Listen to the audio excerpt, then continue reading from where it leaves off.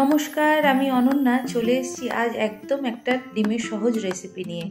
আজ বানাবো ডিম পোস্ত। চলুন তাহলে দেখে নিই। নিয়েছি 5টা ডিম সেদ্ধ, 3 চামচ পোস্ত নুন দিয়ে পেস্ট করে নিয়েছি, মিডিয়াম সাইজের একটা পেঁয়াজ কুচি, 5-6টা রসুন কুচি, 3-4টে কাঁচা লঙ্কা চেরা আর 2টো শুকনো লঙ্কা। কড়াই বসিয়ে দিয়েছি গ্যাসে। এবার দিয়ে দিলাম তেল। তেল গরম হলে ডিমগুলোকে নুন আর হলুদ দিয়ে লাল লাল করে ভেজে তুলে রাখবো।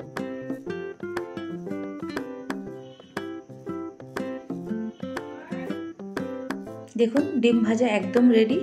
এবার ওই তেলের মধ্যে দিয়ে দেবো কালো জিরে আর শুকনো লঙ্কা ফোড়ন। শুকনো লঙ্কাটা একটু রং পাল্টালেই দিয়ে দেবো রসুন কুচি। রসুন কুচিটা দিয়ে 1 থেকে 2 মিনিট একটু নাড়াচাড়া করে নেব।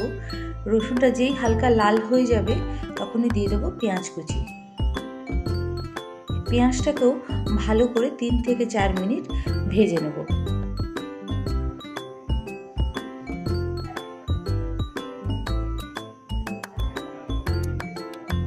এবার দিয়ে দিলাম স্বাদ মতন চিনি। এখানে কিন্তু আমরা নুন দেবো না এই মুহূর্তে, কারণ পোস্ত বেটেছি নুন দিয়ে আর ডিম ভাজার সময় তেলের মধ্যে নুন দিয়েছিলাম। পেঁয়াজটা দেখুন ঠিক এরকম লাল লালভাবে ভাজা হয়ে গেলে দিয়ে দেবো পোস্ত বাটা। পোস্ত বাটা দিয়ে আবারও 2 থেকে 3 মিনিট একটু নাড়াচাড়া করে নেব। এবার যেই বাটির মধ্যে পোস্ত বাটা নিয়েছিলাম তার মধ্যে সামান্য জল দিয়ে সেই জলটাকে অ্যাড করে দেবো। এবার ভালো করে 2 থেকে 3 মিনিট পোস্তটাকে ভেজে নেব।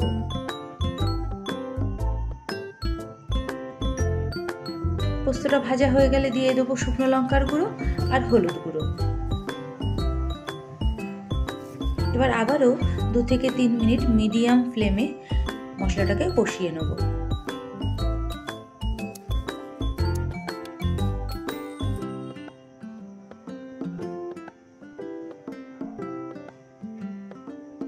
দেখুন মশলাটা সুন্দর কষে গেছে, তেল একদম উপরে ভেসে উঠেছে। এবার দিয়ে দেবো সামান্য একটু জল। আমি এখানে বেশি গ্রেভি করব না, তাই বেশি জল দিলাম না। জলটা আপনারা আপনাদের প্রয়োজন মতন দিতে পারেন। এবার দিয়ে দিলাম ভাজা ডিমগুলো। ভাজা ডিমগুলো দিয়ে এবার একটু নাড়াচাড়া দিয়ে 3 কাঁচা লঙ্কা চেরাগুলো দিয়ে দেবো। এবার 2 থেকে 3 মিনিটের জন্য লো ফ্লেমে ঢেকে দেবো।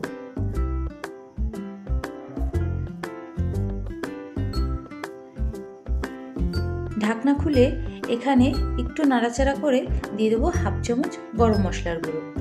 1/2 চামচ গরম মশলার গুঁড়ো দিয়ে আবারও 2 থেকে 3 মিনিট একটু নাড়াচাড়া করে নেব লো ফ্লেমে। আমাদের ডিম পোস্ত একদম রেডি। দেখুন তো কেমন হয়েছে। যদি ভালো লাগে অবশ্যই একবার ট্রাই করবেন।